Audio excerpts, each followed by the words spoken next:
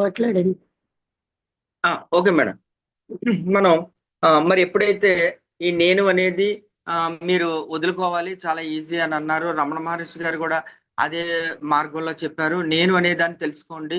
నేను అనేదాన్ని తెలుసుకున్న రోజునే మనకి మనం ఏంటో అర్థమవుతుంది. అప్పుడు మనం నేనులోంచి మేములోకి వస్తాం. అంటే ఆయన చెప్పిన దాంట్లో ఉద్దేశం ఏంటంటే అండి, నేను అనేది ఎప్పుడు పోయిందో మనలో అహంకారం అనేది పోతుంది. పూర్తిగా సమస్య పోతుంది. అలాగే గర్వం అనే దాని ప్లేస్ లో వినయం అనేది వస్తది. అలాగే ఒక్కొక్క మంచి లక్షణాలు కూడా మనకి ఆహ్వానింపబడతాయి. వివేకం, వినయం, జ్ఞానం, విద్య అన్ని కూడా మనకి సంప్రాప్తిస్తాయి. అందు గురించి రమణ మహర్షి గారు ఎప్పుడు కూడా నేను అనే దాన్ని మీరు తెలుసుకోండి అని చెప్పారు. అలాగే మరి కృష్ణమూర్తి గారు కూడా అదే విధంగా మనకి బోధించడం జరిగింది అనమాట. ఇటువంటి గుణాలు ఎప్పుడైతే మనకి అంటే చెడు అంటే మనకి సమాజానికి ఉపయోగపడని గుణాలు ఎప్పుడైతే మనలో ఉన్నాయో మనం మంచి గుణాలని మనం ఆహ్వానించలేము అనమాట అండి. ఎందుకంటే ఇక్కడ రీప్లేస్ జరుగుతుంది. అంటే మనిషిలో అదేనా ఉండాలి, ఇదేనా ఉండాలి శాశ్వతంగా. అందు గురించి మనం ఏంటంటే మరి అశాంతి పోయినప్పుడే మనకి మరి ప్రేమ అనేది వస్తుంది. ఆ అశాంతి పోనంతకి మనకి శాంతి అనేది మనలోకి మిగలదు అనమాట అండి. అలాగే మనం ఎప్పుడైతే ఈ ఈర్ష, ద్వేషం, భయం, దుఃఖం ఇవన్నిటిని మనం విడిచిపెట్టిన రోజున మనలోకి ప్రేమ అనేది అప్పటి వరకు దొరకదు అనమాట అండి. అప్పుడు ప్రేమ అనేది దొరుకుతుంది. మనం మనస్సుని జయించిన నాడే మనసులో ఉన్న పరిమితులు అంటే ఈ బ్యారియర్స్ అన్ని కూడా నశించాలండి. అహంకారం ఉన్నప్పుడు మనకి కంపారిజన్ ఉంటది. నేను అందరికన్నా ఎక్కువ, నేను చాలా గొప్పవాడిని, లేకపోతే నేనే లేకపోతే జ్ఞానంలో గొప్పవాడిని, నాకు అంతా తెలుసు, నాకు తెలిసినంత ఇతరులకు తెలియదు అనేది ఇవన్నీ కూడా మనకి అడ్డంకులు అనమాట అండి. మన జీవితంలో మనల్ని ఎదక్కకుండా, పైకి ఎదగకుండా, అభివృద్ధి చెందకుండా ఆప్ చేసేవి ఏంటంటే వీటిని మనం ఇంగ్లీష్ లో బ్యారియర్స్ అంటాం. అవి అడ్డంకులు అన్నమాట. ఈ అడ్డంకుల వల్ల మనిషి ఎదగలేకపోతున్నాడు. అలాగే ఈ సమాజంలో తన చుట్టూ ఏం జరుగుతుందో తెలుసుకోలేకపోతున్నాడు. తను ప్రశ్నించలేకపోతున్నాడు. ఈ యొక్క బంధాల నుంచి, అనుబంధాల నుంచి, ఈ సాంప్రదాయాల నుంచి, కట్టుబాట్ల నుంచి కూడా బయటికి రాలేకపోతున్నాడు. ఎందుకంటే ఈ నేను అనే అహంకారం మనలో ఎప్పుడైతే గర్వం అయి ఉన్నాయో అవి మనల్ని ప్రశ్నించకుండా ఆప్ చేస్తాయి అనమాట అండి. ఈ ఆప్ చేయడం వల్ల మనం మరి మనం ఒక సత్యాన్ని తెలుసుకోలేకపోతున్నాం. ఆ భగవత్ శక్తిని మనం ఆహ్వానించలేకపోతున్నాం. ఆ యొక్క శాశ్వతత్వాన్ని తెలుసుకోలేకపోతున్నాం. ఈ మన చుట్టూ ఉన్న అశాశ్వతమైన విషయాల పట్ల, అలాగే అశాశ్వతమైన సంపదల పట్ల వల్ల మనం అవే శాశ్వతం అనుకుంటున్నాం. కానీ మరి సంపదలను మించిన సంపద ఏంటంటే ఈ ప్రపంచంలోని జ్ఞానం అనమాట అండి. ఈ జ్ఞానాన్ని మించిన సంపద లేదు. అలాగే జ్ఞాన సంపదకి మనం వెలకట్టలేం.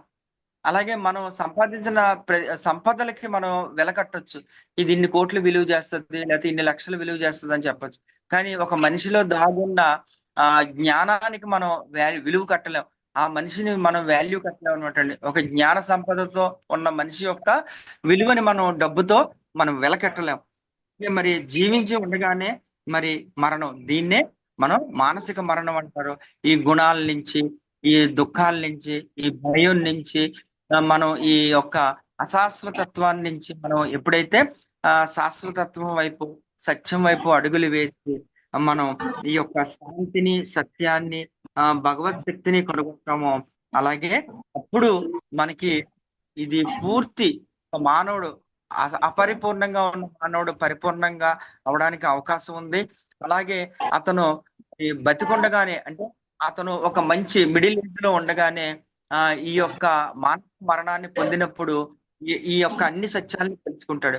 అయితే చాలా మంది అంటుంటారండి, మరి నేను ఒక్కడిని మారడం వల్ల ఈ ప్రపంచం మారుతుందా అని. అయితే మనకి మన చరిత్రలో చూసుకుంటే కొన్ని వేల సంవత్సరాల నుంచి ఎంతో మంది జగద్గురువులు, గురువులు, మరి పీఠాధిపతులు, అనేక మంది ఆధ్యాత్మికవేత్తలు అందరూ కూడా మనుషులు మారాలి మారాలి అని చెప్పి వాళ్ళు అనేక బోధనలు చేసి, అనేక కార్యక్రమాలు చేసి ప్రజలందరూ మారాలి, ఈ యొక్క ప్రపంచంలో ఉన్న మనుషులందరూ తెలుసుకోవాలని చెప్పి ఎంతో కృషి చేశారు. అయితే నిజంగా అలా మారిన వాళ్ళు చెప్పడం వల్ల మారిన వ్యక్తులు చాలా తక్కువ మంది ఉంటారండి. ఎప్పుడైతే మనం మారాలి, ఆ మార్పు అనేది ప్రతి మనిషి నుంచి, ప్రతి ఇండివిజువల్ దగ్గర నుంచి వ్యక్తిగతంగా స్టార్ట్ అవ్వాలండి, ప్రారంభం అవ్వాలి. అయితే మనం మారితేనే ప్రపంచం మారుతుంది. అంతేగాని ప్రపంచం మారడం కోసం మనం ఎప్పుడు కూడా ప్రయత్నం చేయకూడదు. మన కార్యక్రమాలు మనం చేసుకుంటూ వెళ్ళిపోయి, మనం ఎప్పుడైతే మారి, మనం ఎప్పుడైతే అవన్నీ కూడా శ్రద్ధాశక్తులతో మనం వాటిని ఎప్పుడైతే ఆచరిస్తున్నామో ఆ ఆటోమేటిక్ గా ఈ ప్రపంచం అంతా కూడా ఆ ఏదో ఒక రోజుకి ఆ మనం ఈ యొక్క అలాగే మరి ఆ ఈ గురువులందరూ చేసిన ప్రయత్నాల్లో మరి ఆ చాలా తక్కువ పర్సంటేజ్ మనుషులు మారడం జరిగింది. అయితే ఎవరికైతే వాళ్ళలో వాళ్ళకి ఆ యొక్క ఉత్తేజం కలిగి మారుతారో అప్పుడు వాళ్ళు తప్పకుండా ఈ యొక్క మార్పు ప్రపంచం అంతటా ఈ యొక్క ప్రపంచం అంతటా కూడా వ్యాప్తి జరిగి అందరూ కూడా ఈ యొక్క మానసిక శూన్యతని అలవాటు చేసుకోవడం వల్ల మన లైఫ్ లో చాలా అడ్వాంటేజ్ ఉందండి. అలాగే మరి మనం అనుకున్నంత సులువు కాదు ఈ యొక్క మానసిక మరణ మానసిక శూన్యతను మనం సాధించాలంటే చాలా నియమ నిబంధనలతో మనం చక్కగా మెడిటేషన్ చేసుకుంటూ మనం కృష్ణమూర్తి గారు చెప్పిన విధంగా మన అందరం కూడా ఎప్పుడైతే నేను అనే దాన్ని మనం తొలగించుకొని మనలో ఉన్న అరిషడ్ వర్గాలను తగ్గించుకొని ఈ యొక్క బాధల్ని భయాల్ని మనం ఎప్పుడైతే కంట్రోల్ చేసుకుంటామో అవి ఉపశమనం వల్ల మనం ఈ యొక్క లాభం అనేది ఖచ్చితంగా మనం పొందుతామండి. అందరూ కూడా మరి ఇదందరూ కూడా పాటించాలి. ఈ యొక్క నియమాన్ని అందరూ కూడా ఆచరించాలని నేను ఆశిస్తూ ఇక్కడితో నాకు ఇచ్చిన ఈ యొక్క ఈ యొక్క సబ్జెక్ట్ ని పూర్తి చేస్తున్నానండి. ఇక్కడితో నా క్లాసు కంప్లీట్ అయిందండి. అలాగే ఎవరైనా క్వశ్చన్స్ ఉంటే అడగవలసిందిగా కోరుతున్నాను. అలాగే ఇప్పుడు లక్ష్మి మేడం నేను మాట్లాడిన దాని గురించి ఆవిడ మాట్లాడాలని thank you very much. Gopalakrishna గారు చాలా బాగా మాట్లాడారు. ఈ టాపిక్ కూడా చాలా ఉపయోగకరమైంది. ఇక్కడ మనందరికీ కూడా మానసికంగా ఏ క్షణం కా క్షణం జీవించడం అనేది అంటే అనంతమైన ఆనందంతో జీవించడమే. ఇది ఈ మధ్య మేము శుష్క వేదాంత తమోభాస్కరం అని చదువుతున్నాం. అందులో ఆయన ఎందుకు రాశారంటే అది అందరూ చాలా వరకు ఆత్మతత్వం అన్ని వింటున్నారు కానీ జీవించలేకపోతున్నారు, అనుభవించలేకపోతున్నారు. ఎందుకు అన్న దానికి మలయాళ స్వామి గారు పుస్తకం రాశారు. అంటే ఏంటి, మనం ఇందాకలా ఆయన చెప్పినట్టుగా మానసిక మరణం అంటే గతంలోనే జీవిస్తాం అన్న సంగతి మనం అర్థం చేసుకోవాలి. ఆ గతాన్ని వదిలి, మనస్సు అంటేనే గతం, గత ఆలోచన అంటేనే గతానికి చెందింది. ఆలోచన గతం లేని, గతంతో సంబంధం లేని ఆలోచన లేదు మనకి. ఆ గతమే భవిష్యత్తుని ఏర్పరుస్తుంది వర్తమానం ద్వారా. అందుకని ఆలోచనని ఏ క్షణం కా క్షణం, మూమెంట్ టు మూమెంట్ అవేర్నెస్ అన్నారు కృష్ణమూర్తి గారు. అంటే ఏంటి, ఏ క్షణం కా క్షణం ఎరుకతో ఉంటే ఆ గత జ్ఞాపకాలు, గతంలో ఆర్జించిన జ్ఞానం, అనుభవ జ్ఞానం ఇవన్నీ మనం రికలెక్షన్ లో పెట్టుకుని ప్రీ డిటర్మిన్డ్ అభిప్రాయాలు, ప్రిజుడిస్డ్ అభిప్రాయాలతోని చూస్తాం అందరినీ, అన్నిటినీ. అలా చూడడం వల్లే మన బాధలు మనం తెచ్చుకుంటున్నాం. మనం నిత్య నూతనంగా ఉండడం మన చేతుల్లో ఉంది. ఏ క్షణం కా క్షణం జీవించడంలో అది కష్టమా సులువా కాదండి, మనం చెయ్యాలంటే చెయ్యగలం. ఆ గతం లేకుండా ఎక్కడ మనస్సు అవసరమో అక్కడ ఉంచి, ఎక్కడ మనస్సు అవసరం లేదో అక్కడ వదిలేయడం. అప్పుడు మన జీవితం చాలా నిత్య నూతనంగా, ప్రతి క్షణము ఇంట్రెస్టింగ్ గా ఆ సత్యంలో, ఆ పరమాత్మ తత్వంలో మనం జీవించగలం.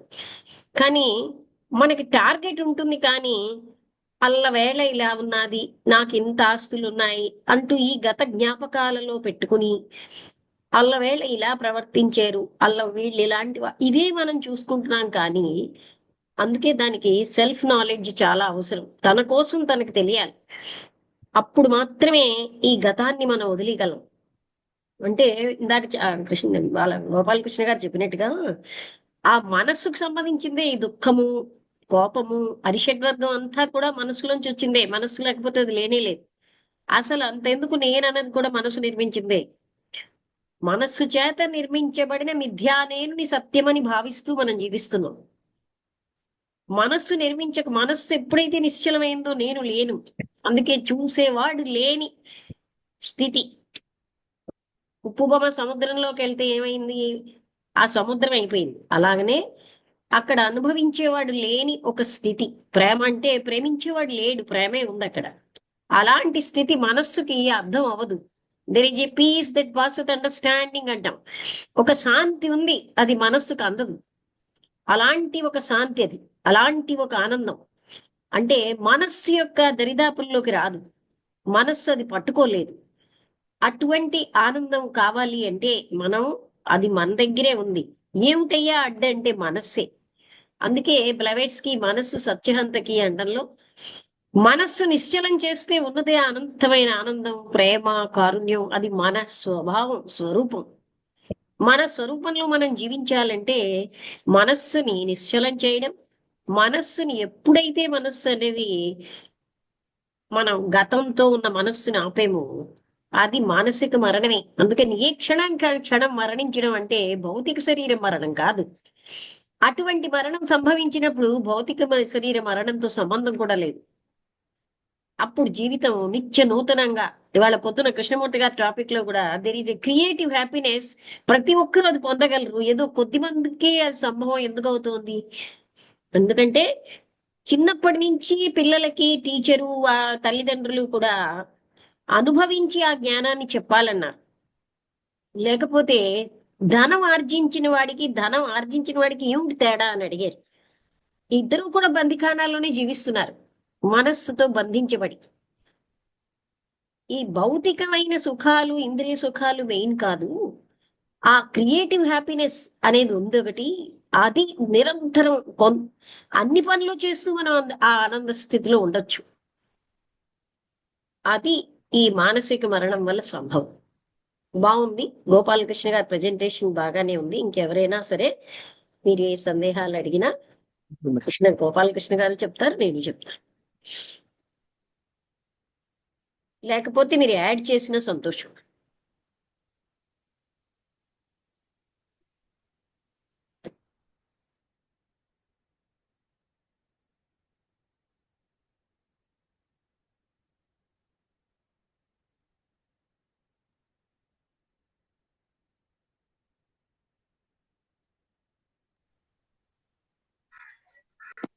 హలో. చెప్పండి. ఇందాక గోపాలకృష్ణ గారు చెప్పే లెక్చర్ లో మనం డెత్ గురించి వాటి గురించి చెప్పారు. కానీ మన చార్టింగ్ లో నేను ఒక మెసేజ్ పెట్టాను చూడండి. మన డైలీ 330 బిలియన్ సెల్స్ చచ్చిపోతూ ఉంటాయి, కొత్త పుడుతూ ఉంటాయి బాడీలో. So 330 billion cells. ఆయన చెప్పింది మానసిక మరణం. మరణం అండి, మనం బాడీలీ కాదు. అదే బాడీ మైండ్ అన్ని ఒకటే కాదండి. అవునండి. అంటే ఇప్పుడు మనకి అంటే బ్రెయిన్ లో ఉన్న ఆ కణాలు మరణించవండి. మనకి మిగిలిన బాడీలో ఉన్న టిష్యూస్ అన్ని కూడా ఎవ్రీ 7 years కి ఒకసారి అన్ని రీప్లేస్ అవుతుంటాయండి. 7 years కాదండి, 7 years కాదు, డైలీ ఒక టైం ఉంటుంది. అంటే బోన్స్ అండి, బోన్ లో ఉన్న కణాలు మారడానికి మెడికల్ గా WHO వాళ్ళు చెప్పింది ఏంటంటే 7 years పడతాయండి. నేను ఇప్పుడు మీకు పెట్టాను, చాటింగ్ లో కూడా పెట్టాను message. 330 billion cells die every day and కొత్త వస్తుంటాయి. అవునండి. ఇక్కడ ముఖ్యమైన విషయం ఏంటంటే గతం వదలడం అండి. మనకి ఆ సెల్స్ బతికున్నాయా చనిపోయా కాదు గాని, గత ఆలోచనలని, గత జ్ఞాపకాలని, గత అనుభవాలని అవన్నీ జరిగే పని కాదండి. ఇప్పుడు పాత జ్ఞాపకాలని వదిలేయడం అనేది అది ఈ క్షణం మనకు సంభవం కాకపోయినా, ఈ క్షణం కొద్ది మందికి సంభవం కాకపోయినా ఎప్పుడో సంభవమైన విషయమే కదా, అసంభవమైన విషయం కాదు. అదే సార్. ఇప్పుడు ప్రాక్టీస్. అవును సార్. ఇప్పుడు కృష్ణమూర్తి గారు ఏం చెప్పారంటే, ప్రతి మానవుడు కూడా జీవించినంత కాలం జీవించి చివరిలో చనిపోవడం వల్ల భౌతిక దేహం అంతమవుతుంది. కరెక్టే, అది కరెక్ట్ కాదని చెప్తున్నారు ఆయన. ఆ మరణం అది మామూలు సహజ మరణం, అంతటితో అతని జీవితం అంతమైపోద్ది. అతను ఎప్పటికీ తెలుసుకోలేడు, ఎప్పటికీ కూడా మానసిక శూన్యత పొందలేడు, అతని జీవితంలోని ఒక అభివృద్ధి సాధించలేడు. అది ఎప్పుడైతే మనం ఎంత ఎర్లీగా తెలుసుకుంటే అంత మానసికంగా అభివృద్ధి చెందడం జరుగుతుంది. ఎందుకంటే మనకి పర్మనెంట్ మెమరీ అని ఉంటదండి. ఆ పర్మనెంట్ మెమరీలో ఎప్పుడు సెల్స్ చనిపోవు. ఎందుకంటే మన అడ్రస్, మన పేరు, మన బంధుత్వాలు, మన జ్ఞానం అదంతా కూడా మనం బతుకున్నంత కాలం ఉంటది. అంటే బాడీలో మిగిలినవన్నీ మారిపోతుంటాయి. బోన్ టిష్యూ మారుతుంటది, మజిల్ టిష్యూ మారుతుంటది, ఆ బ్లడ్ సెల్స్ చనిపోతుంటాయి, మళ్ళీ కొత్తవి పుడుతుంటాయి, ఆ ప్లేట్లెట్స్ కొత్తవి పుడుతుంటాయి, మళ్ళీ మరణిస్తుంటాయి. ఆ, అలా జరుగుతుంది. నెర్వ్ సెల్స్ అవి మాత్రం చెప్పించడానికే శాశ్వతంగా ఉంటాయండి. లేదు, అవి అవి మీతో చెప్పించడానికి ఈ పాయింట్ పెట్టాను నేను. అవును సార్, అవును సార్, అవునండి, అవును. హలో తర్వాత హలో చెప్పండి. సుబ్రహ్మణ్యం గారు మాట్లాడతారు. సుబ్రహ్మణ్యం గారు. Hello hello hello. సార్, నమస్తే సార్, సుబ్రహ్మణ్యం గారు. నమస్తే, నేను సుబ్రహ్మణ్యం మాట్లాడుతున్నా స్వామి. సార్ నమస్తే సార్, చెప్పండి సార్. ఏం హలో, లేదు. చెప్పండి సార్. ఇప్పుడు మనకు దుఃఖం అని అన్నారు కదా. అవునండి, దుఃఖము అవునండి, దుఃఖం అండి. దుఃఖం అనేది గతాన్ని తలుచుకున్నప్పుడే దుఃఖం వస్తుంది. అవును సార్, అవును సార్, అవునండి. ఎట్లంటే ఒక మనిషికి ఒక చిన్న గడ్డలు వేసింది అనుకుంటే ఒంటి మీద, అది నాకు క్యాన్సర్ గడ్డ ఏమో అని మనసులో పోతాడు. ఎక్కడో క్యాన్సర్ గడ్డ మనసులో తెచ్చుకొని. అవునండి, అది నిజంగా కాకపోవచ్చు. అవునండి. గతాన్ని తలుచుకున్నప్పుడు మాత్రం దుఃఖం వస్తుంది. అవును సార్, అందులో అవును సార్. మానవుడు ఈ శరీరంతోనే ఉండే జీవితం అని అనుకోవడం వల్ల చాలా మార్పులు వస్తున్నాయి. ఈ శరీరం అవునండి. కేవలం ఒక ప్రయాణంలో మజిలీ అనేది మాత్రం వాడు మర్చిపోతున్నాడు. అవునండి, అందువల్ల రమణ మహర్షి గారు కూడా కొన్ని బాధలు అనుభవించేటప్పుడు ఆయనకు పుండులోంచి పురుగులు వస్తుంటే కూడా ఈ కిందను పారేస్తే మళ్ళీ తీసి దాన్ని వేసుకునేవాడు. అవునండి, అంటే ఆ విధంగా సహించాడు ఆయన బాధలు కూడా. అవునండి, ఆయన తెలుసుకున్నాడు కాబట్టి. అవును బుద్ధుడు సార్. కూడా ఏం చెప్తాడంటే కోరికలే దుఃఖానికి కారణం అంటాడు. ఎందుకంటే అవునండి, మన చేతిలో 10 రూపాయలు అనుకోండి, 100 రూపాయలు వాడికి ఉన్నటువంటి ఆ అనుభవాలంతా కూడా మనకు కూడా కావాలనుకోవడం వల్ల దుఃఖం. అవునండి, అంటే అత్యాశ, అతి దుఃఖం. అవునండి. ఆ దుఃఖానికి కారణం అదనమాట, కోరిక. అదే. ఎక్కువగా వాటికంటే అవునండి, నేను ఎక్కువ ఉండాలి, ఇట్లుండాలి అనుకోవడం వల్ల దుఃఖాలు ఎక్కువ వస్తున్నాయి. అవునండి, తర్వాత అవునండి. ఇప్పుడు ఈ గతాన్ని ఏంటంటే కొన్ని గతంలో నేను ఇంకా జన్మల్లో ఏదో కర్మ చేస్తున్నాను దానివల్ల ఈ ఫలితాలు వచ్చాయనే మాట వాడు మర్చిపోతున్నాడు. ఎందుకంటే అవునండి, పుట్టినకే కొన్ని అంగవైకల్పికలు వస్తున్నాయి, కానీ వాడు అవునండి, పుట్టిన తర్వాత ఏం జరగలేదు కదా. మనకైతే దారిలో పోతే యాక్షన్ జరిగినాయి. కాబట్టి అవునండి, దీనికంటే కారణం అయితే మనిషి ఆలోచించడం వదిలిపెట్టాల. గతంలో నేను అవును, చేసిన దాని కోసం ప్రతిఫలాలు వచ్చినాయని అట్లా అవునండి, ఆ విధంగా చేసుకుంటున్నా. తర్వాత ఏది కూడా మనం పోతూ ఉన్నాం అనుకోండి, ఇంతవరకు దాకా జరిగిన దాన్ని గుర్తు వేసుకుంటుంటే జరగలో ముందు పోయేటువంటి రోడ్లో ఉండేటువంటి ఆనందాలు అవన్నీ కూడా మనం గమనించలేము. అందువల్ల ఈ అవునండి, పాతయన్ని వదిలేస్తూ పోతూ ఉండాల. అవునండి, అది వదిలేసి పోతూ కానీ మనకి ప్రజెంట్ లో ఉన్న దాని యొక్క సుఖం కానీ ఆనందం కానీ మనం తెలుసుకోలేము. అవునండి. వర్తమానంలోకి అప్పుడు వస్తాం. అవునండి, ఆ అందువల్ల ఇప్పుడు ఇప్పుడు మీరు ఇంత అన్నారు మనం ఒక చావు ఇప్పుడు దాని పాటికి అది వస్తుందని. హెచ్పి అవునండి, బ్లావెట్స్కీ గారి విషయం వచ్చినప్పుడు, అమ్మా సీక్రెట్ డాక్టర్ రాసిపోతావా లేకుంటే నువ్వు బాధలతో నువ్వు వెళ్ళిపోతావా అంటే, నేను సీక్రెట్ డాక్టర్ రాస్తాను స్వామి అంటే ఆ మహాత్ములు ఒక బ్లెస్సింగ్స్ ఇచ్చామని మళ్ళా కాపాడారు. అంటే అవునండి, అవునండి, ఆమె చేయాల్సిన ఆ శరీరంతో చేయాల్సిన పని ఉంది కనుక ఆ మహాత్ములు ఆమెకి బ్లెస్సింగ్ చేసి ఆ పనులు చేశారు. అందువల్ల మనం ఎప్పుడు కూడా ఈ శరీరం నేను కాదు, ఈ శరీరం కేవలం నా మజిలీ అనేటువంటి భావంతో ఉండాలా.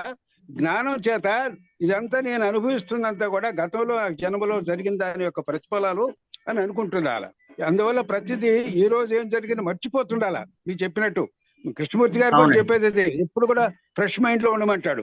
కాబట్టి మనిషి మన గతాన్ని తలుచుకుంటున్న తర్వాత, కోరికలు చేసుకున్న తర్వాత ఈ మనిషికి జీవితంలో చాలా ఒడిదొడుకులు వస్తూ ఉన్నాయి. కాబట్టి మనిషి ఎప్పుడు కూడా ఈ శరీరం నా మజిలీ అనుకోవాలా.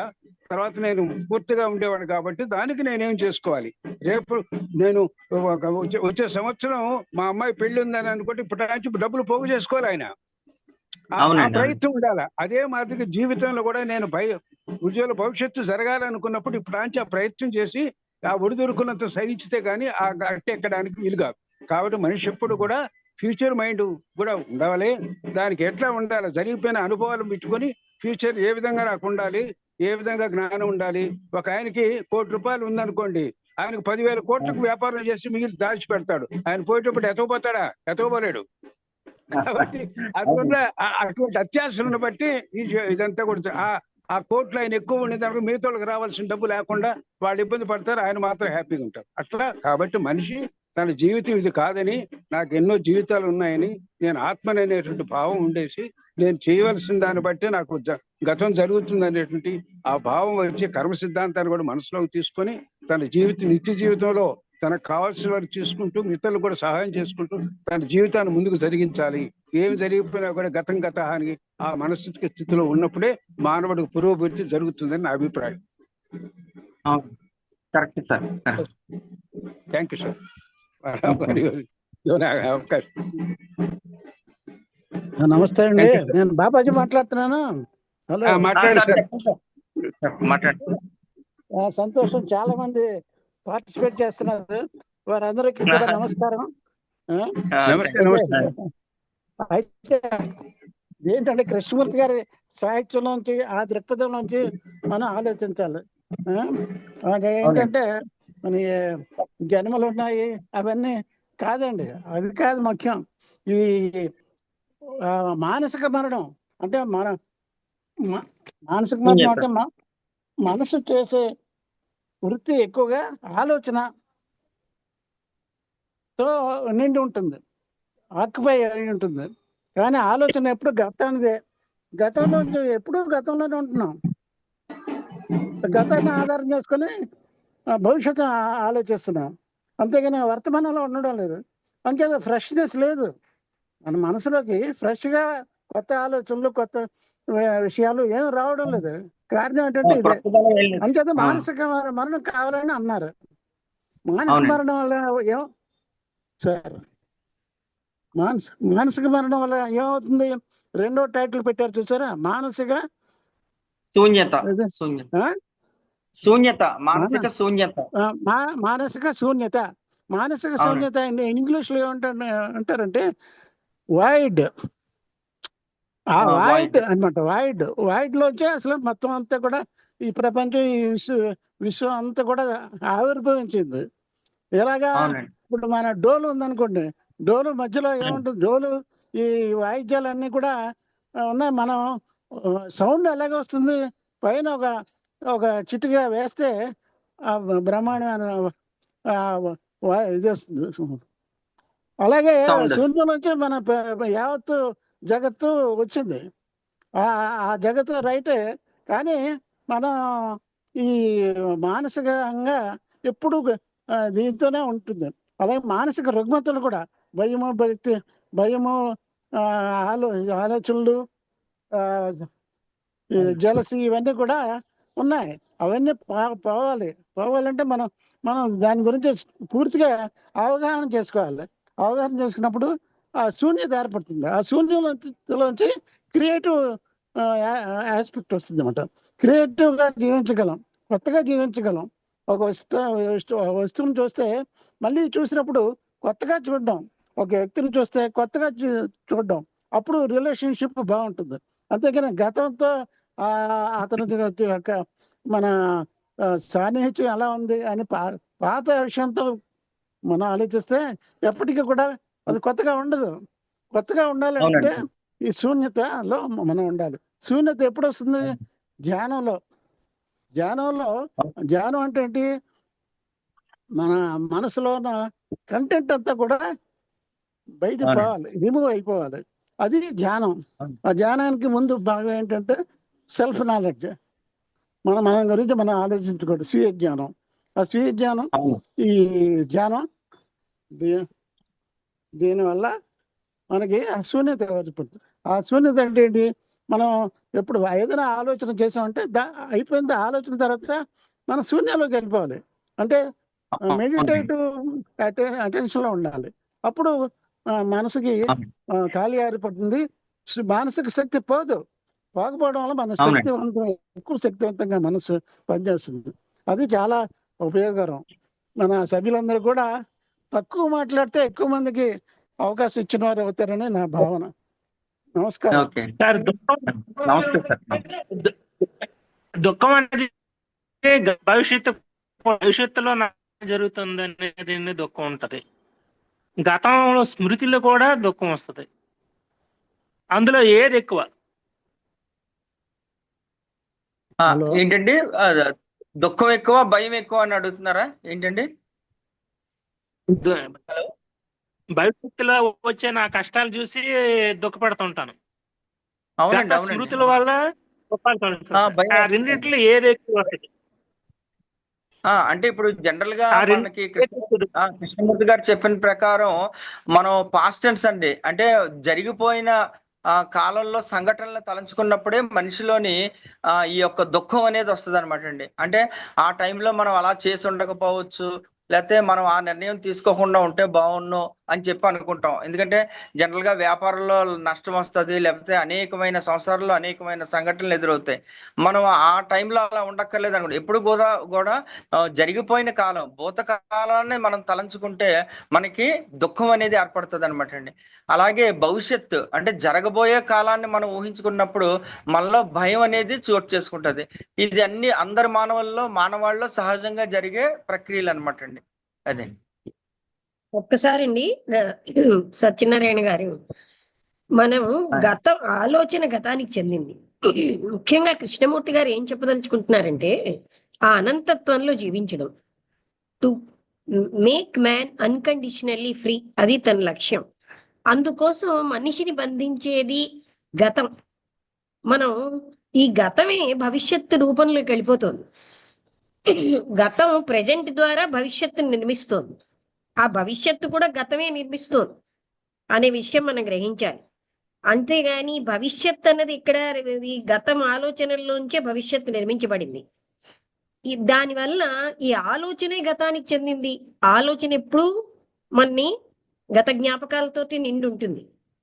ఆ గతంలో వచ్చినటువంటి ఆలోచన అంటేనే గతం గనక ఈ ఆలోచనలే మన అన్ని రకాలైన దుఃఖానికి, భయానికి, క్రోధానికి దారితీస్తున్నవి. ఆలోచన లేకపోతే, దానికి ఒక పేరు పెట్టకపోతే అవేవి కూడా అంత బలం పుంజుకోవు.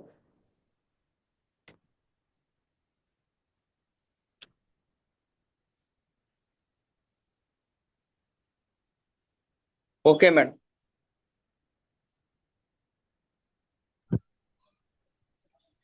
Okay sir.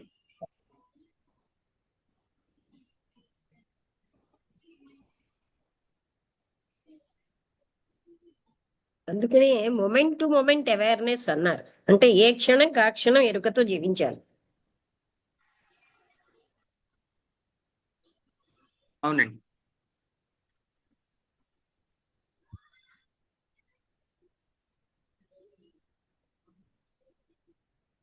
Thank you.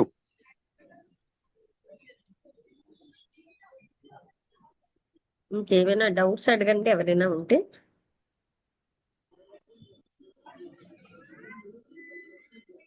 Hello, close అయిందా? లేదు లేదు, ఇంకా టైం ఉందండి. 7:15 క్లోజ్ అవుతుంది. ఇక్కడ కరెంట్ పోయిందండి.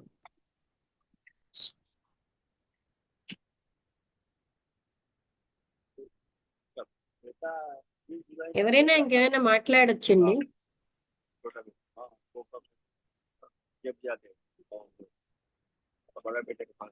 వెంకటేశ్వరరావు గారు, రమణ గారు. సార్ వింటున్నాను సార్, ఫాలో అవుతున్నాను. చెప్పండి, మాట్లాడండి. మాట్లాడేది ఏం లేదు, చక్కగా ప్రజెంటేషన్, మంచి ఇంటరాక్షన్ బాగుంది. గోపాలకృష్ణ గారు చాలా అకాడమిక్ గా స్టడీ చేసి సీరియస్ ప్రెజెంటర్. నిన్న 4 గంటల నుంచి తెల్లవారు గంట 4 గంటల దాకా పడుతుంది. నిన్న బ్రహ్మాండంగా పడుతుంది మా దగ్గర. ఆయన చాలా పరిస్థితి చేసి అధ్యయనం చేసి చక్కగా దాని సినాప్సిస్ అంతా చక్కగా అలుగు బయట పడుతుంది. అంత పెద్ద వాడవాడు మడికట్లన్నీ ఫుల్ నిండిపోయినాయి. వర్షాలు ఎక్కువ కృష్ణయ్య గారు నెల్లూరులో, ఆర్వీఎస్ శాస్త్రి, పోవాలి కానీ రమణ గారు, టీవీ రమణ గారు. నువ్వు పని చేసిన దుర్ముఖంతో పండుగ 10 minutes ఉంది.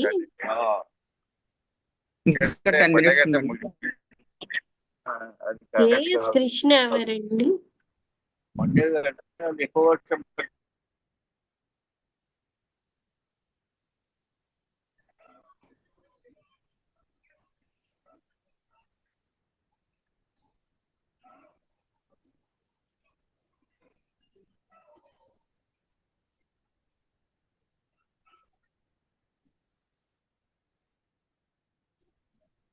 ఏఎస్ నారాయణ గారు ఎవరు? ఏ ఊరు నుంచి హలో వచ్చారు? చెప్పండి. నేను బాబాజీ మాట్లాడుతున్నాను.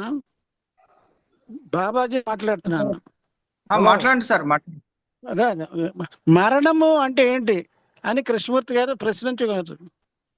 మరణము అంటే ఎటైతే ఏంటి, ఎటైతే అంటే ముగింపు అన్నారు. అంటే మన జీవితం ఎన్నాళ్ళో కావాలి, 100 సంవత్సరాలు కావాలి, 200 సంవత్సరాలు బ్రతకాలి అని అనుకుంటుంటాం. కానీ బెడ్ ఎత్ అనేది ఎందుకు వస్తుంది? ముగింపు.